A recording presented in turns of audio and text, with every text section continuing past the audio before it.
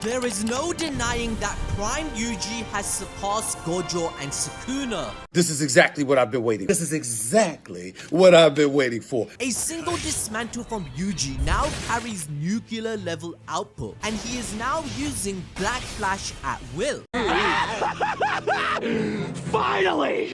Yuji shows up to show off his very own Dismantle. Both their attacks slice through each and every cursed spirit in an instant. And in terms of power scaling, this is just ridiculous. Yuji has clearly become the strongest, reaching Sukuna and Gojo just like his sensei wanted him to. The result is a nuclear explosion, and when you take into account Tokyo's geography, the range of Yuji's Dismantle is at least 6 kilometers across. The cloud that is reaching the sky is the dust left behind from cursed spirits being destroyed. But that isn't the point everyone should know. The fact that Yuji's Dismantle can travel such a huge range is ridiculously OP.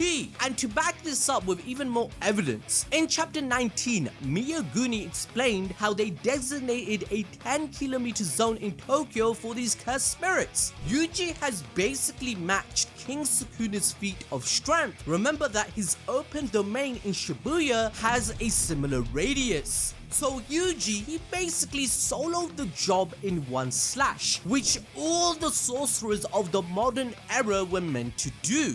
This proves Yuji mastered Shrine as well, giving him access to other powers like Cleave, Spiderweb, Open Domain, and Divine Flame as well. Yuji once again says he doesn't care. Haven't we had enough of Yuji Itadori? That line mirrors Gojo himself. He knew the world leaning on a single pillar was a mistake. He carried it anyway, and when he fell, everything collapsed. Yuji watched what happens when everyone assumes the strongest will handle it, and he refuses to let history repeat itself with him at the center. And this is linked to the events in chapter 17. We learned that Yuta's son Iori was chasing a standard he could never reach. Sorcerers are only getting weaker, which is widening the problem, and that pressure broke his mind. But before he left the sorcerer world, he met Yuji, who said it doesn't matter. Now, I know a lot of you are confused about this, but let me break it down. Yuji understands the cost of being the strongest. Everyone who knew him as a person and actually understood who he was is long gone. The people who are left behind only see Yuji the sorcerer, the legend who defeated Sukuna. So now when they reach out, it's because something needs fixing, and that isolation is what hurts Yuji. Remember that in the video message, even Nobara confirmed once again that although Yuji is strong, he is very sensitive and he loves everyone, right? And when you look at the line that he states, it actually hits even harder when you realize what he's referencing. He states, "Veterans don't die, they just fade away." He's directly quoting General Douglas MacArthur's farewell speech. That line was about stepping aside, about knowing when your role in history is over, even if you're still capable of fighting. So Yuji feels like his role as a sorcerer is finished. Yuji then states that he will take care of all the cursed spirits escaping Tokyo, and if Yuta's granddaughter loses against Dabura, he will clean up all the mess. Now, whether or not Yuji knows about Yuka's brain cancer is a different issue, but he looks confident that he can fix any problem that will occur, as he has mastered reverse curse technique. He does not want the Deskunte duel to be interrupted, nor the battle between Maru and Tsurugi. This leads to Mino saying he will not forget about Yuji,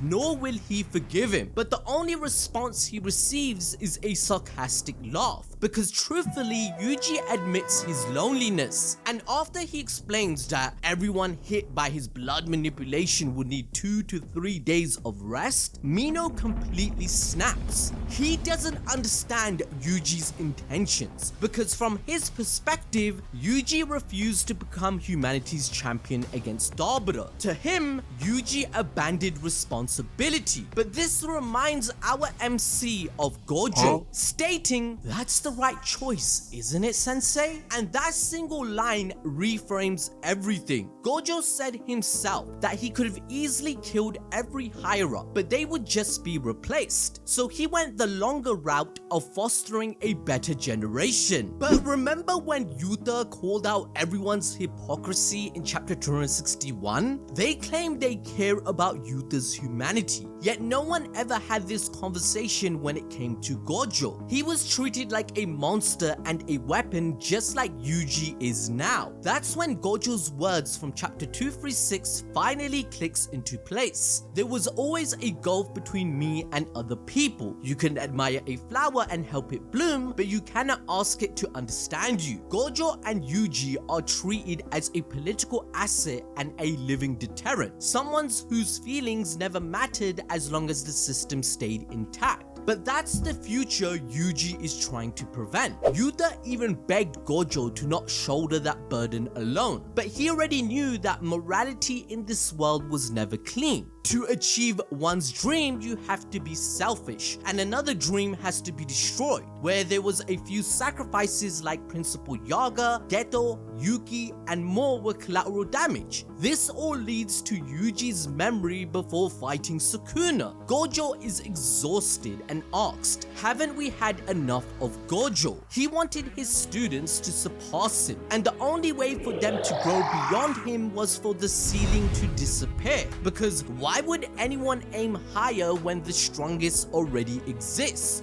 Gojo, just like Yuji, is solving every problem, so growth stagnated around them. So now Yuji completely understands his sensei. The sorcerers have been getting weaker and weaker since 68 years have passed, but this Jujutsu world needs to have a balance. That means the best solution is for Yuji to stay in the shadows, letting them face hardship so they can grow. However, Maru's eye starts tweaking out. The death of these spirits causes severe pain. He then takes advantage of Maru's weakness and strikes him across the body. With Maru deciding to finish this, Tsurugi starts step 2 of his plan. My guy uses a binding vow to completely eradicate his cursed energy. Tsurugi, remember, he was born with extremely little, just like his grandmother, and this attachment was a blocker. Now, according to Tsurugi, he's still weak, right? That is why he thought his family was giving him the ring in the first place, not caring about his opinion. But this strength would now allow him to move on from the ring, as he wouldn't need its protection anymore. He's now ready to return it to his sister, who, if you've forgotten, just wants the ring for sentimental value, as Yuka loved Yuta more than anyone else. Tsurugi then thanks Rika, and she passes on, giving her his blessing. He then becomes one of the strongest, and his speed gets even faster, destroying Maru, the friend that he once had.